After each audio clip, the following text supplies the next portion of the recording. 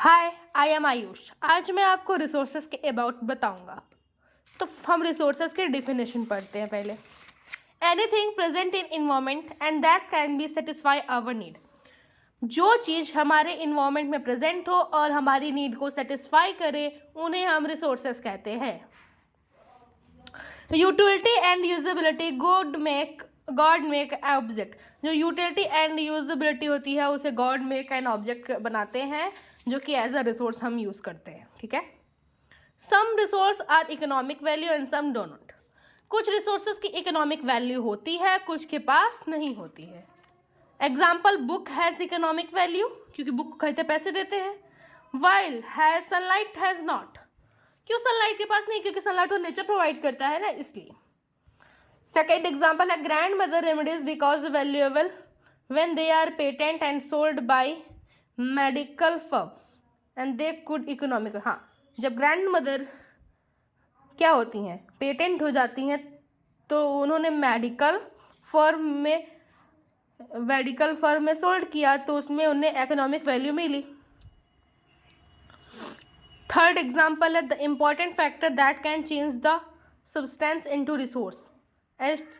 मतलब कौन कौन से फैक्टर सब्सटेंस को रिसोर्स में चेंज कर सकते हैं? Time and technology. ठीक है।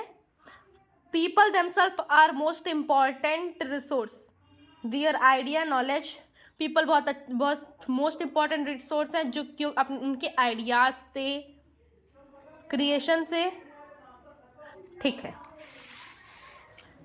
Third example the discovery of fire that led to practice of cooking and other process. Fire की डिस्कवरी किस लिए? प्रैक्टिस ऑफ कुकिंग के लिए या अदर प्रोसेस के लिए। सेकेंड हमारा टॉपिक है types of resources. Resources basically 3 types के होते हैं: natural resource, human made resource and human resource. First हम पढ़ते हैं natural resource. Resource that are drawn from nature and used without much modification. मतलब बिना मॉडिफिकेशन के हम इसका यूज़ करते हैं, उन्हें हम नेचुरल रिसोर्स कहते हैं। जैसे कि यहाँ पिक्चर लगी है सनलाइट की। ठीक है। अब इसके कुछ पॉइंट्स हैं। Many of this resource free gifted from nature. ये फ्री गिफ्टेड फ्रॉम नेचर होता है, which can be directly, but other cases have some technology to use natural resource. हम इसे डायरेक्टली पा सकते हैं, लेकिन कुछ अदर केसेस में हमें इसकी इकोनॉमिक वैल्यू देनी पड़ती है। Natural resource can be classified into different group depending upon their level and development. मतलब वो 3 टाइप्स में होते हैं। लेवल एंड डेवलपमेंट के ऊपर होता है, origin of stock of development के ऊपर होता है, और ओरिजिन के ऊपर होता है। तो स्टॉक ऑफ डेवलपमेंट के ऊपर एक्चुअल एंड पोटेंशियल। ठीक है। उसके बाद बेस्ड ऑन ओरिजिन के ऊपर बायोटिक, एबायोटिक, एंड स्टॉक के ऊपर renewable and non renewable. First हम रिन्यूएबल के बारे में जानते हैं। Those which can renewed and replenish quickly. जिस रिसोर्स को हम रिन्यूड एंड रिप्लेनिश क्विकली करेंगे वो रिन्यूएबल होता है। इसका एग्जाम्पल है सॉइल, फॉरेस्ट एट्सेट्रा। ठीक है। Some of this unlimited and not affected by human activity such as solar, wind energy, which careless with certain renewable resource and water, soil effect and their stock.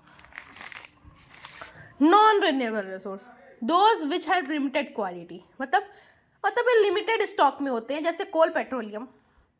Once exhausted, जब एक बार ख़त्म हो जाएगा फिर 1000 year लगते हैं इसको replenish करने में। सेकेंड है आपका एक्चुअल रिसोर्स, हमने पढ़ा था।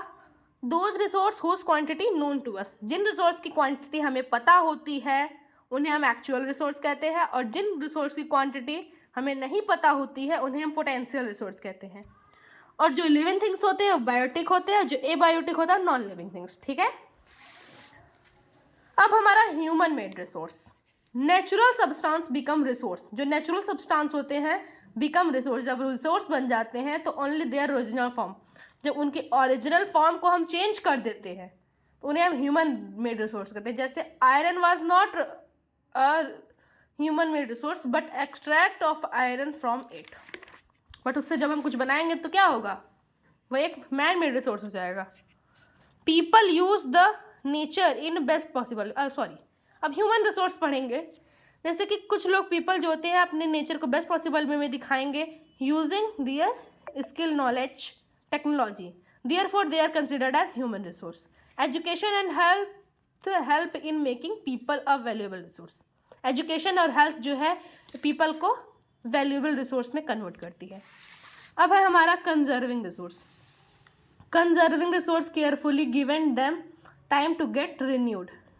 कंजर्विंग रिसोर्स को केयरफुली गिवन किया जाता है टाइम टू गेट रिन्यूड। जिन रिसोर्स को टाइम टू गेट रिन्यूड मतलब टाइम दिया जाता है गेट रिन्यूड के लिए, उन्हें केयरफुली यूज किया जाता है तो वो हमारा कंजर्विंग कहलाता है। When the development the need present also conserve them for future. जब हम अपने रिसोर्स को फ्यूचर में रखने के लिए क्या कंजर्व करते हैं तो उन्हें सस्टेनेबल डेवलपमेंट कहते हैं। तब तक के लिए बाय, मिलते हैं एक नए वीडियो में।